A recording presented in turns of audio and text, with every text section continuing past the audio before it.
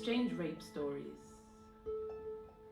Hers in Costa Rica, mine in Greece.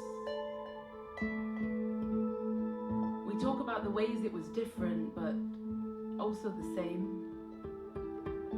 It turns out a hand across the mouth means the same thing in every language. That woman is still a currency in every country, that in most countries the justice system still means just for some. I tell her how mine started with a car driving behind me late at night and how I've been caught in the headlights ever since. She tells me how hers started with a drop in her drink and how she still keeps her hand over her cup at parties. We both went traveling, ended up traveling down roads we could never come back from. We're still asking the question, how do you peel fingers from your skin when they're no longer there? I wonder if my mouth has always tasted this bitter. I think maybe it's just the coffee. I know it's not just the coffee. She tells me everything. No detail is left unsaid. We are with women now. They have the stomach for this kind of thing. Ironclad, they know how to listen as you tell them about the screams, the locked door, the hours it went on for. I swallow down everything I've eaten that day. Pray it doesn't pour out of me. Offer a prayer up for the women who are sitting with sisters, swallowing survival and spitting out words like, me too. I wonder how she survived. How she's still standing. I think that maybe I had it easier. Maybe I shouldn't complain. Maybe it could have been worse. She reminds me that I survived, that I'm still standing, that the rape has happened to us all, and comparing trauma isn't a recipe for healing, that you cannot rip open a body in a different way and call it easier. I report it, she doesn't, says she was crawling to safety, and I wonder how many women haven't reported it because they too were crawling to safety. Safety first, safety first. Safety doesn't always come first for us. We begin to live again, just in different ways. I go home to a boyfriend to begin the lesson that sex doesn't always mean danger. This wasn't what I thought traveling would teach me. She goes home to scrape a baby out of her belly. This wasn't the souvenir she planned on bringing back.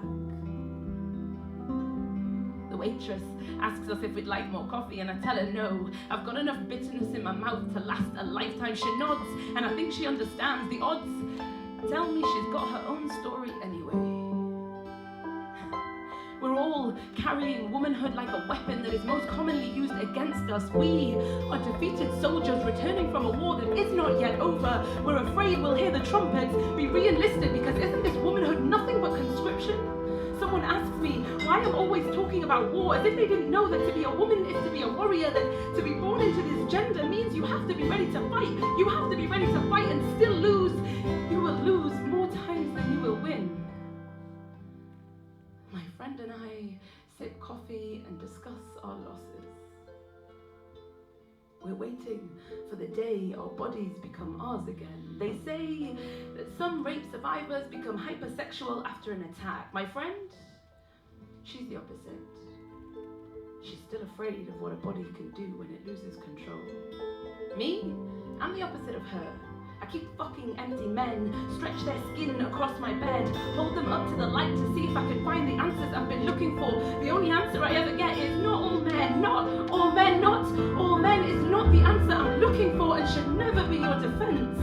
I'm looking for the word rape to fall from male lips and not in the same breath as a joke. I'm looking for male tears to fall from male eyes. I want your salt, want to taste it on my tongue. I want your bruised knees and broken backs because you two have spent nights kneeling at an altar screaming, let me forget, lest we forget that women can never forget. And since I am sisters. I want you, too, to be stuffed full of the stories of all of my sisters, because we've been heavy lifting for years now, and didn't you always tell us that you were the stronger sex? So look into your mother's eyes and ask her to tell you her rape story. Look into her eyes as she tells you how a man with hands as big as yours took all the yeses from between her thighs. Remember to swallow as she tells you how she screamed. Keep breathing as she tells you what the breath of a man you didn't want feels like as it creeps across your skin. Then talk to your sister. Ask her to tell you about the time she was at a party and how she woke up to him inside her, how she never even got the chance to say no. Then talk to your friend, the really confident one who everyone thinks is amazing. Ask her when it happened and how she's managed to lay a confidence over rape like a plaster, and does it hold? Does it cover the bullet wound, and has she stopped bleeding yet? Then talk to the waitress, the one who brings you your favorite coffee every morning. Ask her if she's ever managed to wash the bitterness from her mouth, and ask her, does it taste just like those fucking coffee beans she serves?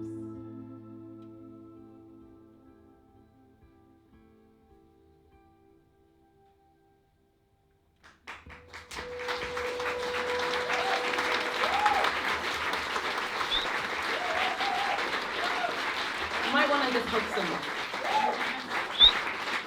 Hold someone. Give someone a hug. Give someone a hand.